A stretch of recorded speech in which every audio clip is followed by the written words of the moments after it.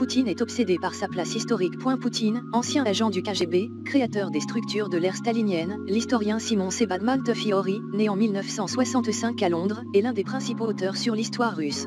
Ses livres, dont 2 biographies de la vie du dictateur soviétique Joseph Staline, ont été traduits en 35 langues et ont reçu de nombreux prix. Poutine siège au Kremlin, dans le bureau où Staline régnait. En quelques semaines seulement, il a transformé la Russie autocratique en un État totalitaire.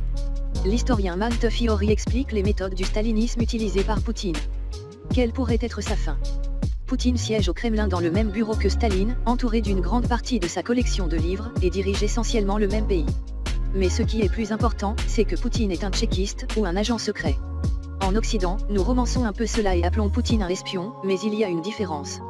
Les Russes auraient également déployé des bataillons de blocus derrière leur propre ligne pour empêcher les troupes russes de battre en retraite. C'est aussi une méthode utilisée par Staline pendant la Seconde Guerre mondiale. Mais Poutine a déjà fait les premiers pas dans cette direction. Il menace même son propre peuple en utilisant des mots comme « damner »,« racaille » ou « purger », la société, qui découlent tous de la grande terreur de Staline dans les années 1920. 1930. Les Russes comprennent très bien ce que signifient ces mots.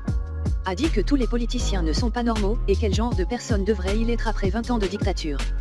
Sans une grande vigilance et une habileté politique, personne ne peut rester longtemps au pouvoir au Kremlin.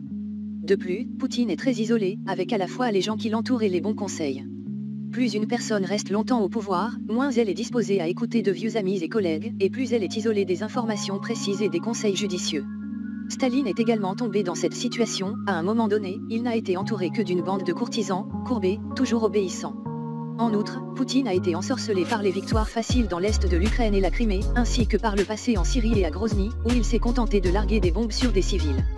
Jusqu'à présent, Poutine n'a pas affronté de véritable adversaire, et cela lui donne l'illusion qu'il réussira en tout. Certaines personnes appellent cela de la folie, mais je considère que c'est un état d'esprit extrêmement étroit. Poutine est un homme rationnel mais seulement dans son monde.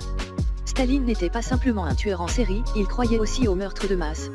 Pour lui, c'était le moyen le plus rapide d'atteindre son objectif, il ne s'en cachait pas. Malheureusement, la Russie a tendance, presque par habitude, à être dirigée par des dictateurs qui ne se soucient pas de la vie des gens. Cela pourrait avoir quelque chose à voir avec l'histoire russe, avec son héritage mongol et byzantin, avec son expérience de siècles de famine et de guerre, et avec la taille d'un empire. L'armée tsariste était principalement composée de paysans dont la vie ne valait pas grand-chose. Et l'Union soviétique était, en plein jour, une gigantesque colonie d'esclaves. Staline a accompli beaucoup, bien plus que Poutine n'atteindrait jamais. Il a industrialisé la Russie. Il a gagné la Seconde Guerre mondiale. Il a pris Berlin et a créé un empire d'Europe de l'Est, ce dont les tsars ne pouvaient que rêver. Et il a transformé la Russie en une nouvelle superpuissance mortelle. Le prix à payer était l'inhumanité, mais Staline a fait la gloire de la Russie et de l'Union soviétique. C'est un trait attrayant pour certains Russes, en particulier les plus âgés. Les gens éduqués sont conscients que cela a été réalisé à un coût totalement inacceptable.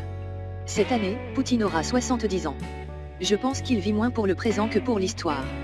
Il était obsédé par la place qu'il allait prendre dans l'histoire. Et Poutine était fasciné par un empire russe des XVIIe et XX siècles. Je sais qu'il a lu mon livre sur Catherine la Grande et Grigory Potemkin. En 2000, des personnes proches du nouveau président Poutine m'ont approché et m'ont posé de nombreuses questions sur la façon dont la Russie a conquis la Crimée et certaines parties de l'Ukraine à la fin du XVIIe siècle. Je me demande s'ils ne l'ont pas fait. Il y avait son propre historien sur le sujet, mais personne en Union soviétique ne s'y intéressait.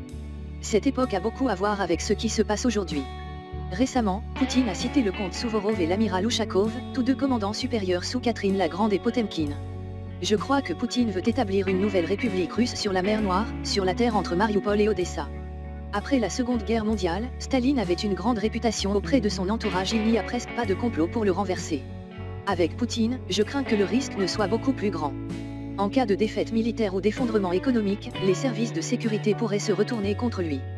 Le tsar Nicolas II a été déposé par ses propres généraux, Khrouchtchev a été démis de ses fonctions pour avoir déclenché la crise des missiles de Cuba, qui menaçait l'existence même de l'Union soviétique et peut-être du monde.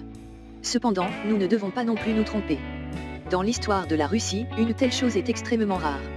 Les personnalités autour de Poutine sont toutes devenues importantes parce qu'elles ont été promues par Poutine lui-même. Se détourner de son bienfaiteur, au pouvoir depuis 22 ans, serait un combat acharné pour lui-même, et assez difficile à mener.